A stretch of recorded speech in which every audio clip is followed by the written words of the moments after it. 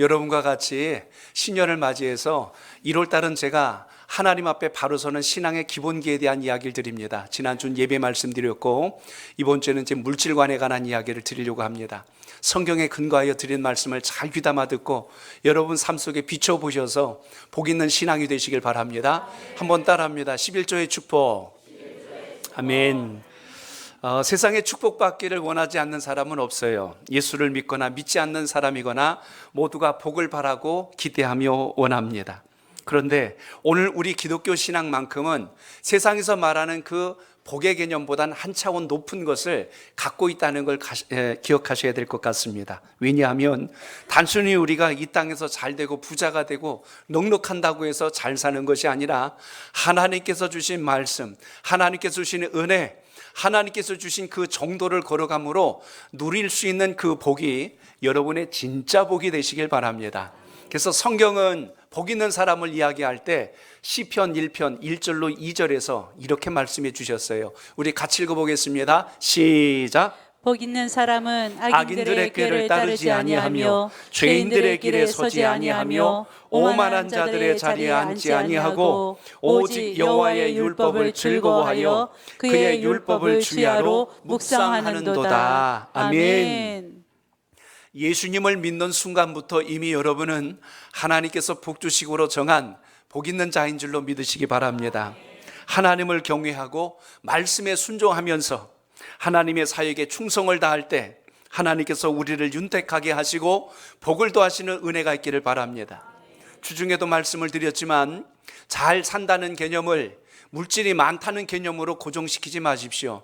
잘 산다고 하니까 저 사람 부자야, 가진 게 많아, 그래서 잘 사는 게 아니고 성경에서 말한 잘 삶은 하나님 뜻대로 주님 말씀대로 살아가는 자가 형통을 누리는 것을 보고 잘 산다고 말하는 것입니다. 오늘 그 복의 개념을 잘 기억하시고 여러분 삶 속에 그 은혜가 있기를 바랍니다. 오늘 여러분에게 11조에 관한 말씀을 드리려고 그래요. 제일 궁금하고 제일 알고 싶고 속 시원하게 어떻게 이것을 정리하고 넘어가야 건강하고 행복한 신앙을 할 수 있을까? 이걸 쉬쉬하면서 개념이 잘 잡히지 않은 상태에서 신앙하다 보니까 이게 걸림이 될 때가 있는 것입니다. 그래서 한 해를 시작하며 바른 물질관으로 시작하는 여러분의 신앙이 하나님의 섭리 안에서 참된 복을 누리시고 은혜가 더해지길 바랍니다. 올 2024년도에는 오늘 예배를 드리신 우리 온 성도들이 한 분도 빠짐없이 온전한 12일조를 통하여 하늘의 큰 복을 받는 은혜가 있기를 축복합니다. 왜 이것이 복이라고 말씀하는지 제가 성경을 근거해서 오늘 말씀을 드리려고 그래요. 지금 소천하셨는데 한신교회 이중표 목사님 과거에 사역하실 때 그 사역 중에 있었던 한 이야기를 좀 소개하려고 합니다. 그때 당시 이제 농사를 짓는 한 분이 전도를 받고 교회에 등록을 하셨어요. 그래서 목사님을 찾아와서 이렇게 묻더랍니다. 저 목사님 궁금한 게 있습니다. 뭡니까? 라고 물었더니 예수님을 믿으려면 돈이 얼마나 듭니까? 라고 이렇게 묻더래요. 완전 희한한 질문을 던진 거예요. 예수를 믿으려면 돈이 얼마나 듭니까? 그래서 목사님이 왜 묻나 봤더니 이유가 있었더라고요. 친척들이 그러더라는 거예요. 교회 다니면 비용이 많이 드니까 다닐 거면 천주교를 다니라고 권하더래요. 그래서 이게 왜 그런지를 이유는 좀 알고 신앙생활을 해야겠다 싶어서 목사님을 찾아온 겁니다. 목사님께 물었더니 목사님이 이렇게 대답을 했어요. 얼마나 비용이 들면 예수님을 믿겠습니까? 하고 물었더니 가만히 생각하더니 대답을 하는 거예요. 예, 담배값 정도면 좋겠습니다. 하고 대답을 했어요. 왜 그렇게 생각하세요? 하고 물었더니 이렇게 대답해요. 예, 예수 믿으면서 제가 담배를 끊으면 그 정도는 저도 헌금할 수 있습니다. 하고 답변을 했습니다. 목사님이 이렇게 이야기를 했어요. 잘 생각하셨습니다. 그 정도면 충분합니다. 그랬더니 뭐 비용 별거 아니네요. 하고 그리고 돌아갔습니다.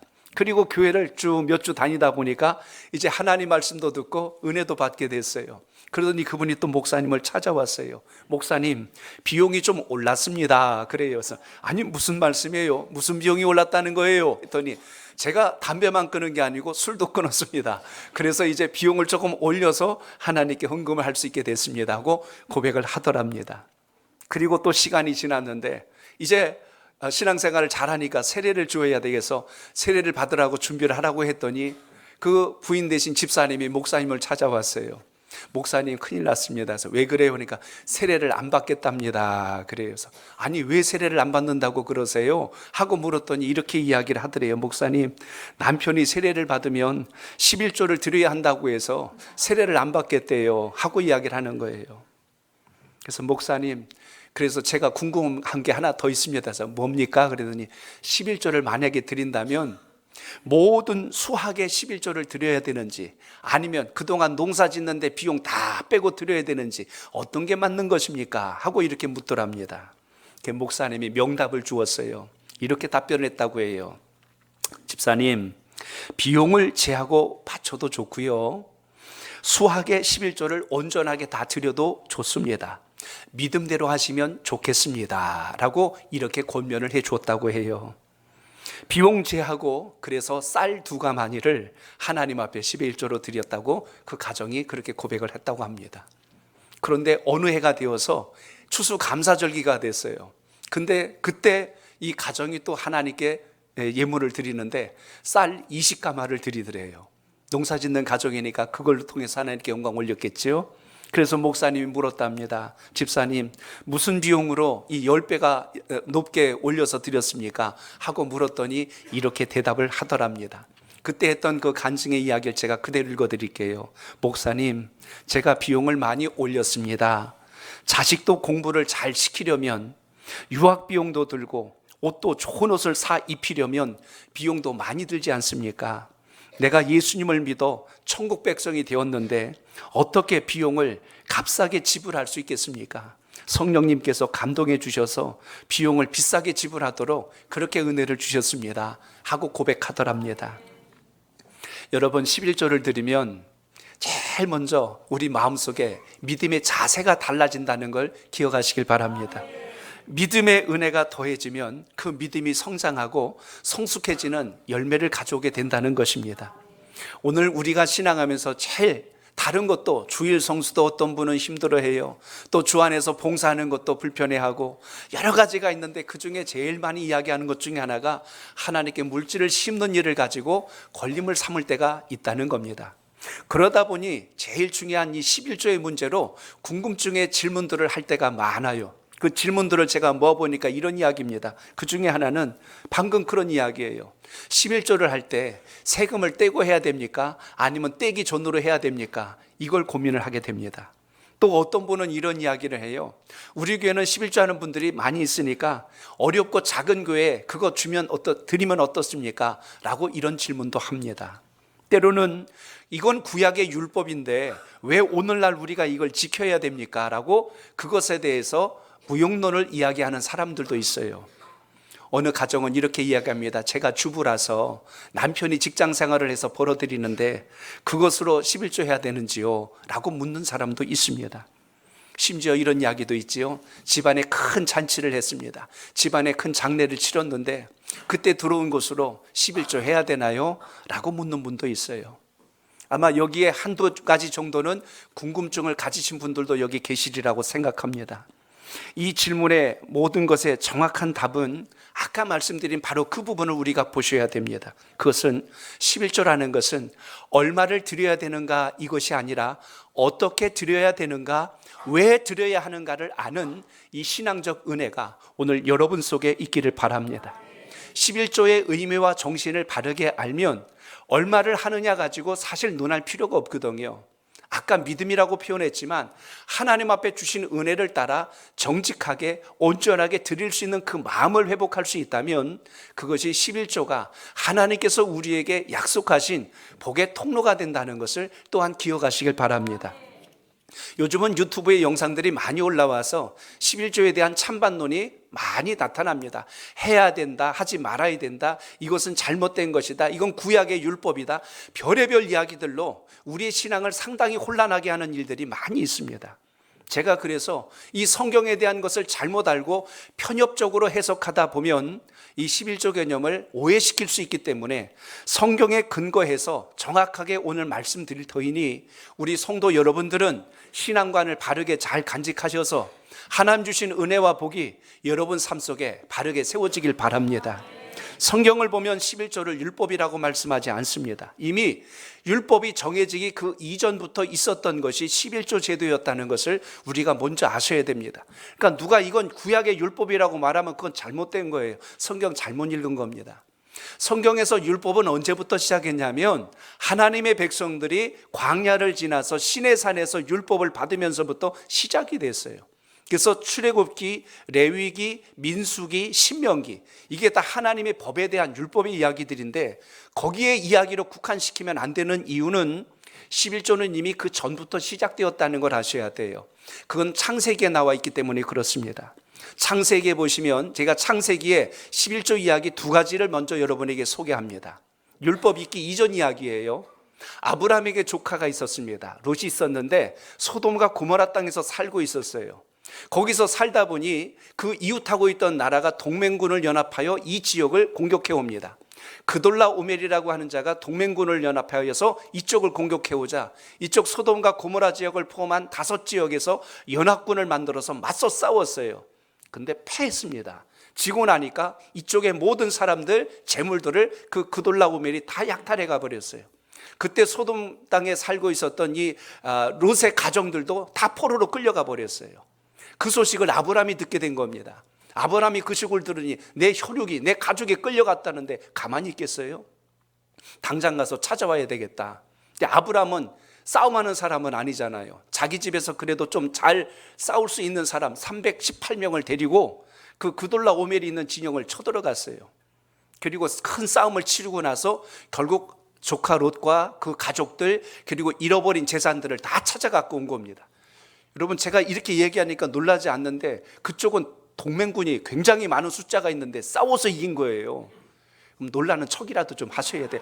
그랬구나. 318명 데리고 이겼구나. 근데 여러분 이렇게 해서 돌아오고 있을 때 이 아브라함을 만나준 사람이 있어요. 성경에 보면 여호와의 종 멜기세덱이라는 사람이 등장합니다. 그가 나타나서 아브라함의 승리를 축하하면서 축복하는 모습이 나와요. 그때 아브라함이 하나님께 예물을 드리는데 모든 하나님께서 주신 재물에서 10분의 1을 구별하여 하나님께 드리는 장면이 나옵니다. 이게 성경에서 나온 최초의 11조예요. 이 11조 개념의 시작의 의미가 무엇이냐면 하나님, 제가 저들과 싸워서 도저히 이길 수가 없습니다.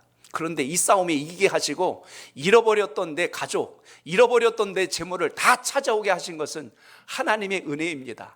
그래서 하나님 감사해서 이 모든 것의 10분의 1을 구별하여 하나님께 드립니다. 이렇게 시작한 게 11조예요. 이걸 놓치게 되면 우리는 자꾸만 이 땅에서 여러분이 직장에서 사업에서 수고하고 애쓴 모든 것이 내 수고와 노력이라고 제한하다 보니 하나님께 드리는 것이 내 것 빼앗기는 심정으로 드리니까 이게 억울해지고 불편해지기 시작합니다. 하나님의 것을 하나님께 돌려드린다는 근본 개념이 11조 개념의 시작이에요. 오늘 그러므로 오늘 이 예배를 드리면서 다시 한 번 더 여러분이 생각하고 있던 믿음의 가치관을 새롭게 더 바꿀 수 있는 믿음의 지혜가 있길 바랍니다. 창세기 28장에 보시면 제가 그래서 창세기 14장 20절을 안 읽었네요. 거기 한번 읽어봅니다. 시작. 너희 대적을 내 손에 붙이신 지극히 높으신 하나님을 찬송할지로다 하매 아브라함이 그 얻은 것에서 10분의 1을 멜기세덱에게 주었더라. 아멘. 전쟁의 승리가 자신으로 인하여 된 것이 아니라 하나님의 은혜임을 고백한 장면입니다. 그리고 창세기 28장에 보시면 야곱이 베델에서 하나님께 11조를 서약하는 장면이 나와요. 에서의 장자권을 가짐으로 인하여 나중에 에서가 뒤늦게 그 사실을 알고 굉장히 분노합니다. 그래서 리브가가 야곱으로 하여금 야밤에 너는 외삼촌 집으로 빨리 피해라 해서 야곱을 도피시키는데 야곱이 가던 길에 숫곳이라는 곳을 지나 베델에 머물러서 하룻밤 잠을 청하는데 그때 하나님의 천사가 오르락 내리락 하면서 야곱을 만나주시는 장면이 나옵니다. 그래서 내가 너와 함께 할 것이고 너와 동행할 것이며 내가 반드시 너를 끝까지 책임져 주리라라는 하나님의 말씀을 듣고 야곱이 그 자리에 일어나서 단을 쌓고 기도를 하고 영광의 서원 기도를 합니다.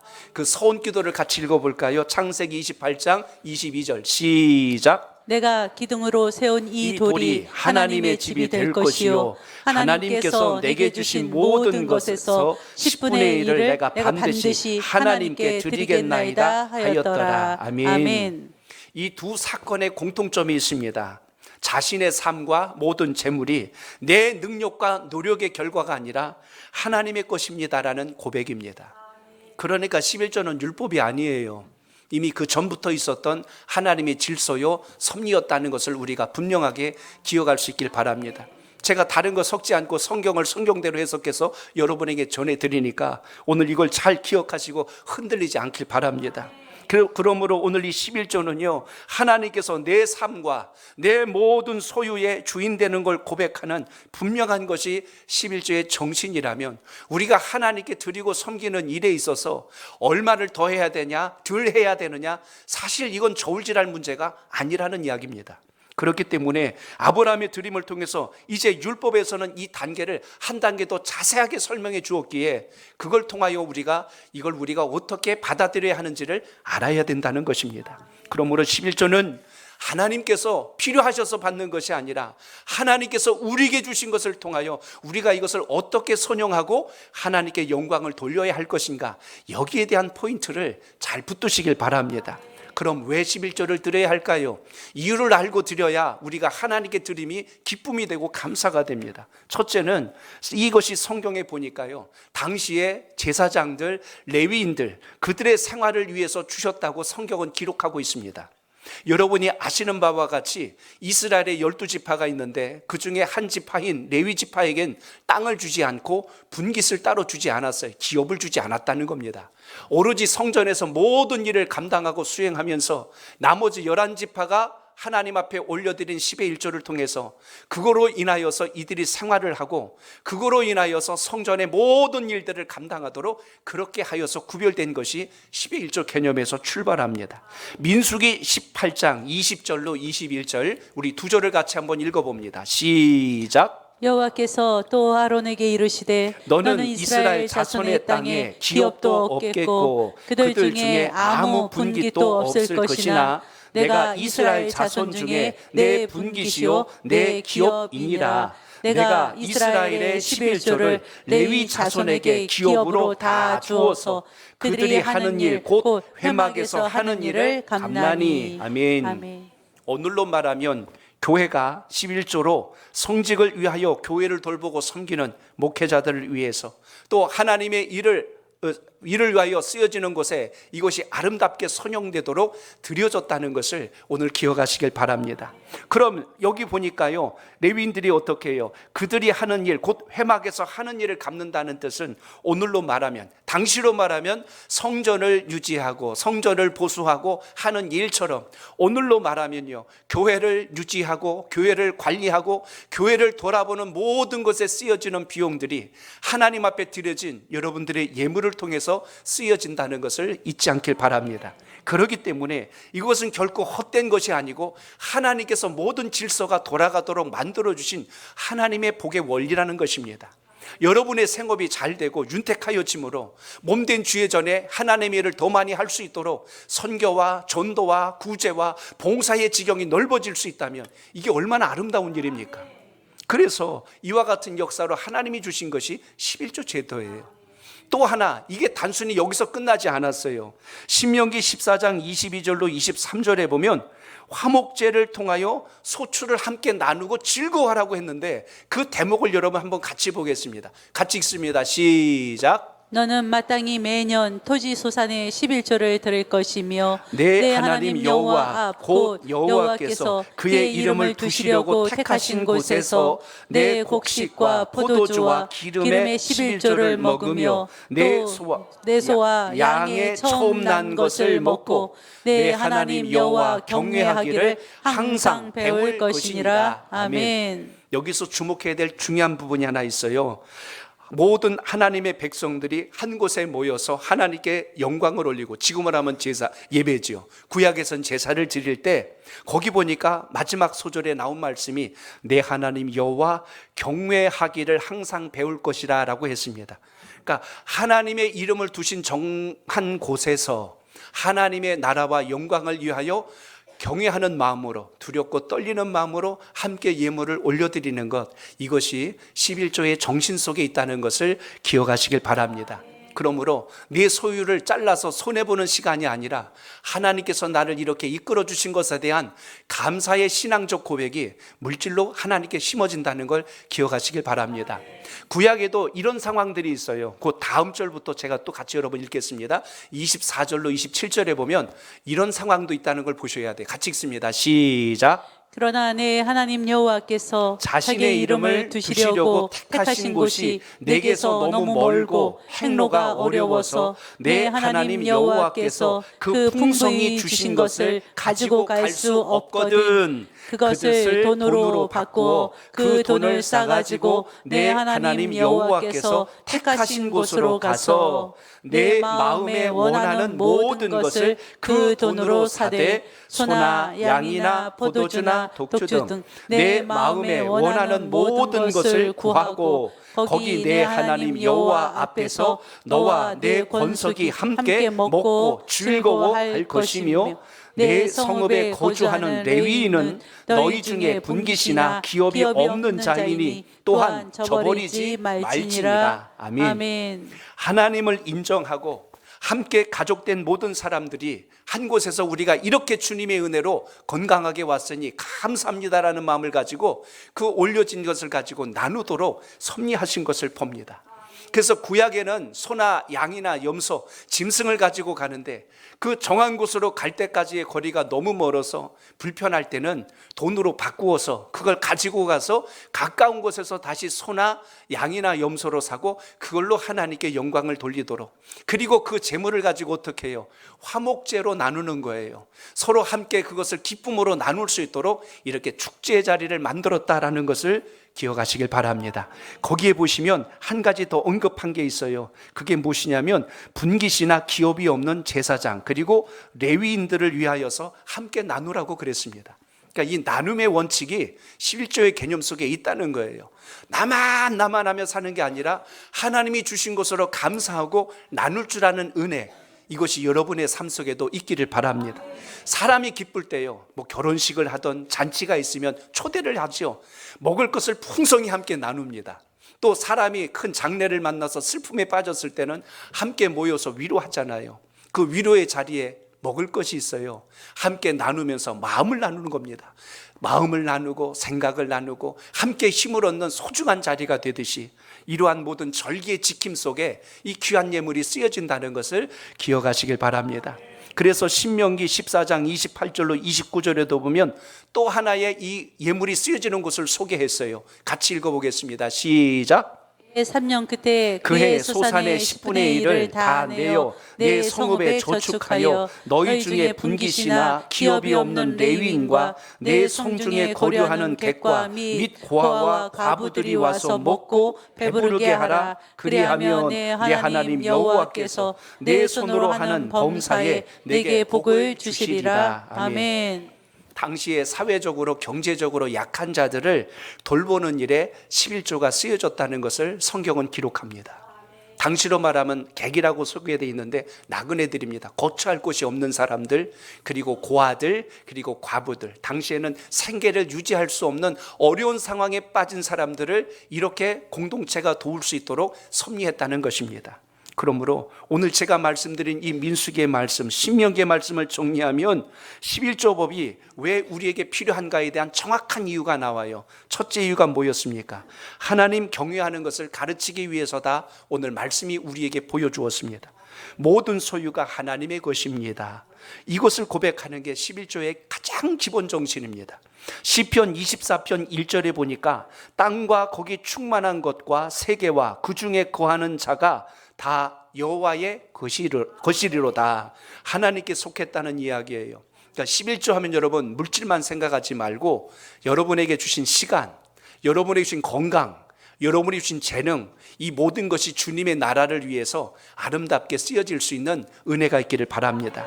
그러므로 이것이 구별된 신앙으로 갈 때 막연하게 주님, 제가 주님 사랑합니다가 아니라 주님을 사랑하고 믿음대로 사는 우리 삶의 고백이 10의 1조를 통하여 증거되고 있음을 기억하시길 바랍니다. 그리고 방금 말씀드린 것처럼 언약 백성임을 서로 고백하는 겁니다. 우리는 하나님의 자녀다.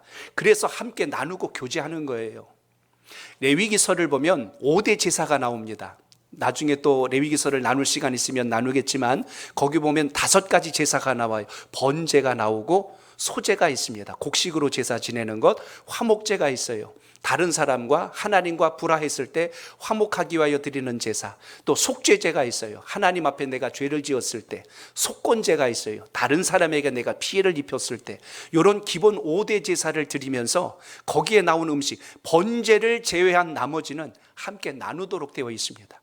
그걸 통해서 함께 사랑을 나누고 우리가 하나님의 사람이다, 화목을 만들어가는 이런 축제장을 만드는 바로 그 부분을 성경은 보여주고 있습니다. 이스라엘 백성들, 우리에게도 절기가 있죠. 이제 곧 설날도 옵니다. 또 추석도 있지요. 이런 절기가 있듯이 이스라엘 백성들에게는 7가지 절기가 있어요. 우리가 통상 알고 있는 유월절, 초막절, 장막절, 칠칠절, 속죄절, 나팔절, 이런 절기들이 있는데 이 절기 때마다 하나님의 백성들이 하나님 주신 소산을 가지고 와서 하나님께 제사를 드리고 함께 나누는 거예요. 이게 성경에서 말씀하고 있는 11조 제도의 근본 정신인 것을 기억하시길 바랍니다. 이거 놓치면 우린 계속 계산하기 시작해요. 얼마를 해야 될까를 계산해요. 하나님 앞에 우리가 계산하는 자가 아니라 은혜를 기억하는 신앙이 여러분의 믿음이 되시길 바랍니다. 그리고 방금 말씀드린 대로 이웃 사랑하는 원리가 들어있지 않습니까? 말과 혀로만 제가 사랑합니다 그러는 게 아니라 무엇으로 사랑하는 거예요? 행함으로, 진실함으로 어려운 자를 돌아보고 살피는 바로 그 마음을 나누는 것을 봅니다. 오늘날은 좀 사회복지제도들이 많이 생겼지만 당시에는 그런 특별한 제도들이 없어요. 그래서 이렇게 하나님의 공동체들이 어려운 자들을 돌아보고 이웃을 살피고 우리가 같이 똑같은 하나님의 자녀라는 걸 나눌 수 있도록 불러주신 것. 그러니까 이것이 여러분, 우리가 주님 앞에 올려드리는 귀한 예물 속에 담긴 주님의 마음, 주님의 사랑이라는 것을 기억하시길 바랍니다. 그러므로 이렇게 함으로 인하여 우리에게 어떤 유익이 있을까요? 가장 먼저는 물질로 인하여 우리가 넘어지지 않아요. 골로새서 3장 5절에 보니까 탐심은 곧 우상 숭배라고 했는데 욕심이 자꾸 내 마음에 들어오기 시작하면 본질을 잃어버릴 때가 많습니다. 없고 힘들 때는 하나님 앞에 잘 지나가다가 넉넉해지고 부해지기 시작하면 하나님과 멀어지는 경우들이 있어요. 그러면 우리는 그 물질의 복은 축복이 아닙니다. 하나님과 단절된 것은 서두에 말씀드린 대로 그건 복 있는 자가 아니고 잘 사는 게 아니에요. 성경적 원리에 따라서 11조는 탐심을 경계하는 방편이 되었다는 것을 우리가 분명하게 기억하시고 하나님 앞에 구별된 신앙이 여러분 삶 속에 있기를 바랍니다. 그리고요, 11조는 물질의 복을 주시는 하나님의 원리라는 이야기입니다. 놀라운 것은 오늘 본문에도 소개하지만 하나님께 심고 드리고 나누면 없어지고 줄어들 것 같은데 하나님은 더 넉넉하게 하시고 넓어지게 하시고 지경을 풍성하게 하시는 것을 여러분 삶 속에서 꼭 경험하시길 바랍니다. 내가 생각했던 것보다 하나님의 방법이요 얼마나 위대하고 큰가를 경험하는 신앙적 체험이 여러분 신앙 속에 있기를 바랍니다. 그래서 믿음이 강해지는 거예요. 위기가 와도 흔들리지 않는 거예요. 조금 잘 된다고 해서 교만해지거나 목에 힘주지 않아요. 이것이 다 주님의 은혜란 걸 알면 겸손과 감사로 주님께 나가는 신앙이 된다는 걸 기억하시길 바랍니다. 그래서 오늘 본문에 보시면 하나님께 예물을 드리는 자세에 대해서 이야기해요. 사도 바울이 복음을 전하면서 교회를 여러 군데 세웁니다. 그래서 신약의 13권의 편지를 쓰면서 에베소 교회, 빌립보 교회, 골로새 교회, 고린도 교회, 로마 교회 곳곳에다 편지를 보내요. 오늘 고린도후서는 고린도 교회에다 보낸 편지의 한 내용을 여러분에게 같이 읽고 나눈 것입니다. 이 내용을 조금 정리하자면 사도 바울이 마게도냐 지역에 갔을 때 그들에게 이렇게 설교를 했어요. 예루살렘 교회에 어려운 사람들이 많이 있으니 우리가 예물을 모아서 전하는 것이 좋겠습니다 라는 걸 미리 전했습니다. 그랬더니 그들이 미리 그 예물을 다 준비하고 있다가 사도 바울이 왔을 때 그걸 연보하는 거예요. 그때 바울이 이런 이야기를 합니다. 마게도냐 사는 성도 여러분, 저 옆에 고린도 교회 가면 고린도 성도들이 있는데 그들도 어려운 사람들이 있을 때 내가 가기 전에 미리 연보를 다 모아두었다가 나에게 주어서 내가 그것을 예루살렘 교회와 어려운 곳에 전달하는데 아주 유용하게 썼습니다. 그랬더니 마게도냐 성도들이 은혜를 풍성히 받고 감동해서 그들도 하나님 앞에 헌금을 심고 예물을 심어서 그걸로 나누고 구제하는데 아름답게 쓰여진 거예요. 이제 바울이 어디로 와요? 고린도 교회로 오는 이야기가 오늘 본문에 있습니다. 그 이야기를 하는 겁니다. 내가 마게도냐 교회에 갔을 때 그 교회 성도들에게 고린도 교회 너희들을 얼마나 내가 칭찬한 줄 아느냐, 너희들이 어려운 사람들을 외면하지 않고 한 달 전부터 미리 잘 준비하였다가 그걸로 섬겨나가는 것을 내가 그들에게 칭찬하였더니 그들도 기뻐서 함께 연보하는 것을 내가 보았다. 그러니 이제 내가 다시 고린도 교회로 갈 때 혹 그들 중에 몇몇이 나와 함께 이 고린도 교회에 왔을 때 만약 너희들이 전혀 준비 없이, 아니 갑자기 바울 선생님 웬일이세요? 하고 이렇게 해가지고 준비 없이 맞이한다면 이게 얼마나 부끄러운 일이 되겠느냐. 오늘 그 이야기를 하는 겁니다. 그러니 너희들은 하나님 앞에 예물을 심고 드릴 때 이런 마음으로 해주면 좋겠다 하고 쓴 편지가 오늘 이 9장의 내용입니다. 그런데 9장 내용 속에 보니까 오늘 세 가지 이야기를 해요. 그 중에 하나 먼저 볼 것은 7절입니다. 여러분 7절 보세요. 시작. 각각 그 마음에 정한 대로 할 것이요 인색함으로나 억지로 하지 말지니 하나님은 즐겨내는 자를 사랑하시느니라. 아멘. 자, 저를 따라합니다. 마음에 정한 대로 해야 합니다. 이 말을 바꿔 표현하면 믿음을 따라 하시라는 거예요. 믿음을 따라 하시라는 거예요. 억지로 하면 짐이 되고 체합니다. 힘이 들고 부담스럽고 힘들어요. 기쁨과 즐거움과 감사로 하면요, 그 예물의 양이 어느 정도 되는지 그건 하나님께 영광이 되고 여러분에게도 큰 기쁨이 된다는 걸 잊지 않길 바랍니다. 사도행전 5장에 보시면 바나바가 하나님께 자기의 논밭을, 자기의 땅을 하나님께 헌납했어요. 하나님께 영광을 돌렸어요. 그걸 보고 아나니아와 삽비라 부부가 우리도 저렇게 해보자 하고 자기의 소유를 드린다고 했는데, 그렇게 말해놓고 돌아서서 생각해 보니까 다 드리지 말고 일부만 드려도 드린 거 아니냐 이렇게 생각을 했어요. 그래서 반을 나누고 반만 드립니다. 자, 여기서 어떤 일이 생겼을까요? 처음 드리려고 했던 그 마음에 인색함이 들어왔어요. 안 할 수는 없고 체면 때문에 마지못해서 억지로 하는 상황이 발생합니다. 처음 교회가 탄생하던 때이기 때문에 성령의 역사가 너무나 강력하게 일어났어요. 어찌하여 성령님을 속였느냐. 그래서 아나니와 삽비라가 죽음을 당합니다. 매번 그러란 뜻 아니에요. 만약 이대로라면요, 오늘날 죽어나갈 사람 한둘 아닐 겁니다. 엄청날 거예요. 근데 그때 당시는 교회가 처음 탄생하는 때예요. 시작하는 때예요. 첫 단추가 잘못 깨지면 안 되거든요. 순전한 마음에 거짓이 섞이면 안 되니까 하나님께서 그것을 허락하지 않았어요. 받지를 않으셨어요. 그들이 다 죽어버립니다. 오늘 여러분, 하나님 앞에 우리가 드릴 때 은혜 받은 대로, 감동받은 대로, 정한 대로 드리시길 꼭 부탁드립니다. 그렇지 않으면 하나님께 헌금 싣고 시험 들어요. 예물 심고 놓고 아까워지고 괜히 했다고 그러고, 그리고 나서 나중에 하나님 그러실 수 있냐고 원망하고. 전혀 그렇지 않아요. 하나님 앞에 드리는 건 늘 기쁨과 자원으로 감사로 하시길 바랍니다. 그래서 오늘 말씀이 뭐라고 나왔어요? 인색함으로나 억지로 드려서는 안 된다고 하잖아요. 이것은 다른 사람과 비교해가지고 체면 때문에 하는 거는 바른 헌금의 자세가 아니라는 뜻입니다. 다른 사람이 막 강권하니까 해야 된다니까 왜 안 해? 집사가 돼가지고 왜 안 해? 막 이렇게 하니까 그때서 하는 거, 이게 여러분 마음이 편하겠냐고요. 여러분, 일이라는 것도요, 내가 즐거워서 자원해서 하는 거하고 좀 빗자루 좀 쓰러 왜 안 해? 이렇게 해서 쓰는 거하고는 기분이 완전히 다르거든요. 내가 좋아서 하는 거, 즐거워서 하는, 하나님 앞에 우리가 섬기는 모든 자세가 이와 같기를 축복합니다. 누가 여러분에게 선물을 주는데요, 선물 상자를 다 가져가서 이거 내가 용돈 아껴갖고 준비한 거야 그러면서 부들부들 떨면서 이거 있잖아, 이거 내가 얼마나 아끼는. 여러분 받겠어요, 안 받겠어요? 이거 못 받습니다. 그거는 정말 손을 떨면서 주는데 그걸 어떻게 받아요? 저거 아까워서 주는 건데 못 받습니다. 괜찮아, 받은 걸로 칠게, 그냥 마음만 받을게, 돌릴 겁니다. 여러분이 하나님께 예물을 심는데, 하나님 나 한 달 생활비 이거 아까워서 이러고 드리는데 주님이 그 마음 모르실까요? 그게 기쁜 예물이 될까요? 전혀 기쁘지 않아요. 행복하지 않아요. 그러니까 여러분, 하나님 앞에 저는 올 한 해 2024년도 저는 우리 온 성도 여러분들이 하나님께 기쁨과 자원한 마음으로 기쁜 11조를 드릴 수 있길 바랍니다. 11조는 교회에서 돈 뺏는 거 아니에요. 하나님께서 여러분의 생업과 가정과 범사를 윤택하게 하시는 하나님의 질서라는 걸 오늘 꼭 기억하시길 바랍니다. 제가 주일학교 아이들에게 과거에 설교할 때 그렇게 했어요. 여러분, 엄마가 사과 10개를 사다 주었어요.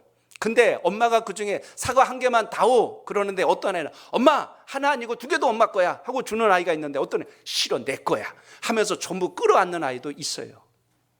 그런 것과 유사한 겁니다. 하나님이 여러분의 가정, 여러분의 자녀, 여러분의 생업 하는 모든 일 가운데 물질이 빠져나가지 않고 새나가지 않고 여러분의 축복의 그릇이 깨지지 않도록 보호하시고 지켜주셨는데 그걸 몰라요. 그리고 다 내 거래요. 다 내 거래요. 그러니까 내 마음대로 해도 된다고 생각을 해요. 말라기서에 보면 하나님의 것을 내 마음대로 했기 때문에 너희는 도둑질한 거라고 그랬어요.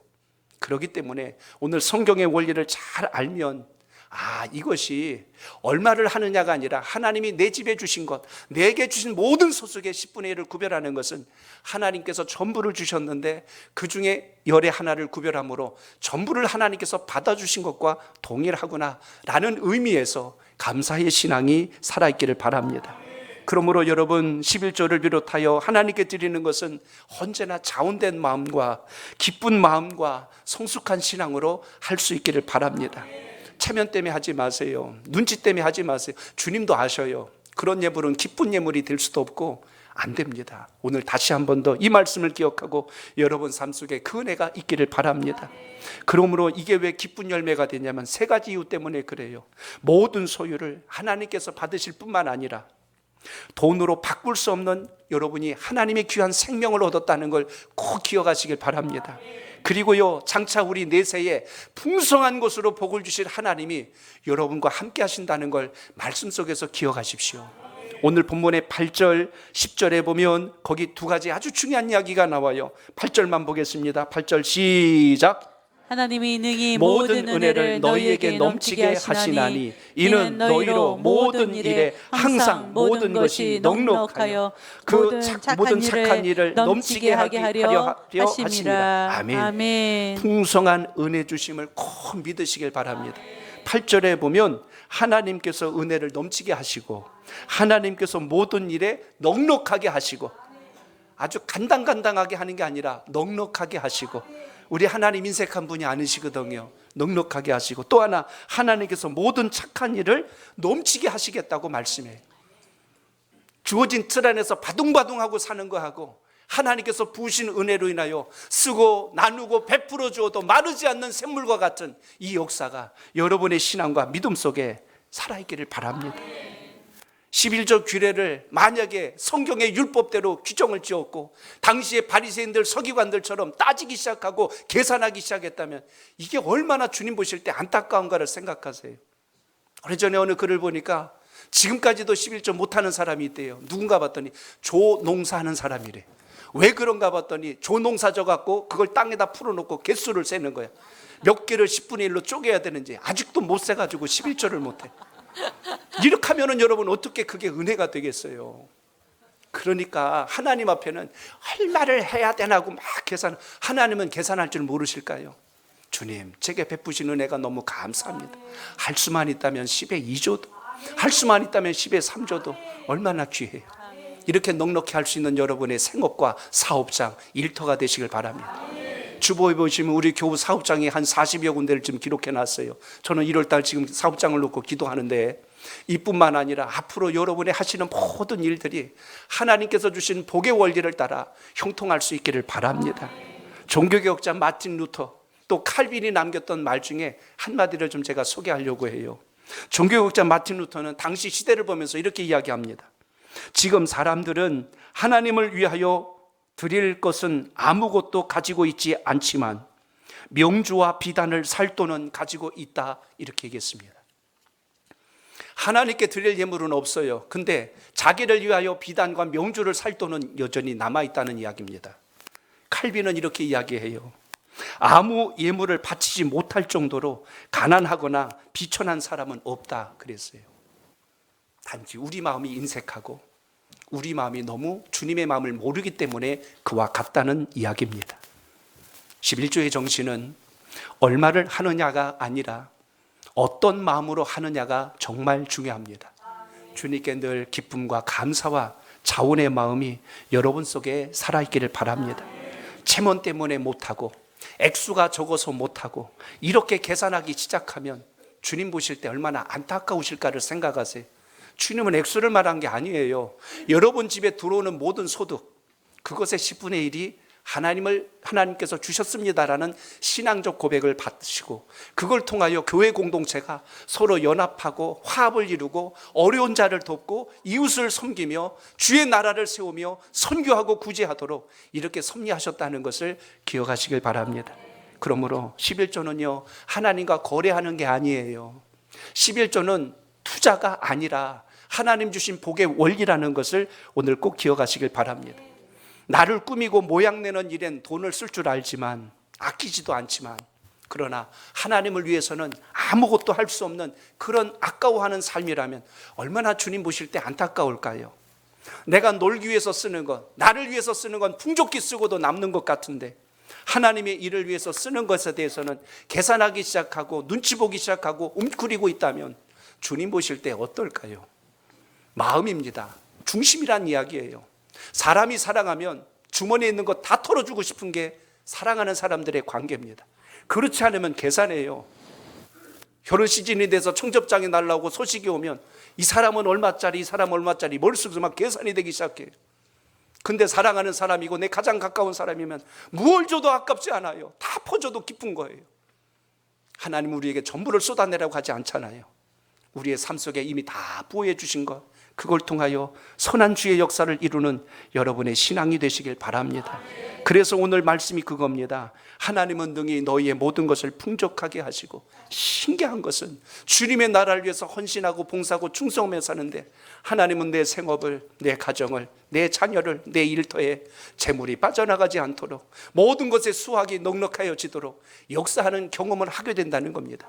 아둥바둥 비워지고 있는데 여기서 깨지고 저기서 새나가고 여기서 없어지고 이렇게 해서 모든 것이 손에서 다 빠져나가는 것이 아니라, 놀라운 것은 주님께서 지켜주시는 그 은혜, 주님 것이기 때문에 주님께서 쓰시는 거거든요. 하나님의 나라를 위해서 지혜롭게 선용할 줄 아는 그 믿음이 여러분 속에 있기를 바랍니다. 확실한 것은 하나님께서 여러분의 삶을 책임져 주신다는 것입니다. 돈으로 돌아오지 않을지라도 자녀를 윤택하게 하시고 건강도 주시고 가문을 일으켜 주시고 불필요한 것에 물질이 빠져나가지 않도록 역사하시는 하나님, 그 주님을 체험하는 2024년도 올 한 해가 되시기를 주의 이름으로 축복합니다. 말씀의 결론을 맺습니다. 이제 11조를 세금전으로 해야 될까요? 후로 해야 될까요? 여기에 대해서는 제가 답을 드린 줄로 압니다. 하나님 앞에 여러분의 기쁘고 감사한 마음이 삶 가운데 살아있기를 바랍니다. 오늘 여러분의 모든 구별된 삶이 축복의 통로가 되시고 은혜의 통로가 되시고 기적의 역사가 되시길 바랍니다. 하나님께 돌아오면 5가지 기적이 있다는 글이 있어 소개를 좀 합니다. 그리고 하나님께 돌아오지 않으면 또 5가지 기적이 일어난다는 글이 있어 소개합니다. 첫째, 하나님께 돌아오면 늘 손해본 것 같은데 계산해 보면 통장이 차고 지갑이 차는 기적이 일어난다. 둘째, 별로 번 것 같지 않은데 생활이 점점 윤택해져 가는 기적을 체험한다. 셋째, 늘 주고 살아도 살림이 충나지 않고 점점 늘어나는 기적이 일어난다. 넷째, 나 때문에 모든 사람이 복을 받고 덕을 보는 기적이 일어난다. 다섯째, 이래도 기쁘고 저래도 기쁜 평화와 평안이 삶 속에 체험되는 삶을 경험하게 된다.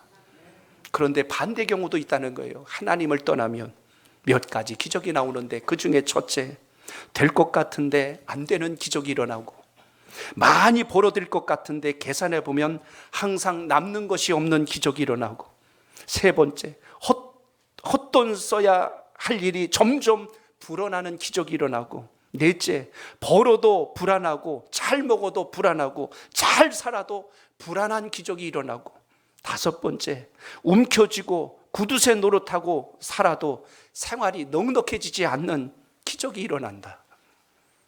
안 하면 안 한 만큼 뭔가 좀 달라지기도 하면 모르겠는데 그렇지 않아요. 여러분, 하나님의 구별된 신앙의 이 물질관이 오늘 이 예배를 통해서 정확하게 새겨져 있기를 바랍니다. 모든 것의 근본이 주로부터 왔다는 게 깨달아지면 생활하는 원리가 달라져요. 하나님이 주시는 그 신앙의 기쁨이 여러분 삶 속에 누려진다는 것입니다. 오늘 다시 한번 주님 앞에 결단하십시오. 올해는 우리 온 성도들이 하나님 앞에 온전한 11조로 많은 믿음의 간증도 하나님의 영광도 삶 속에 나타나기를 주의 이름으로 축복합니다. 그래서 2024년도 올해는 바른 청지기 신앙을 통하여서 하늘의 신령한 복이, 땅에 기름진 복이, 윤택한 복이 여러분의 삶 속에서 기쁜 소식으로 들려질 수 있기를 기도합니다.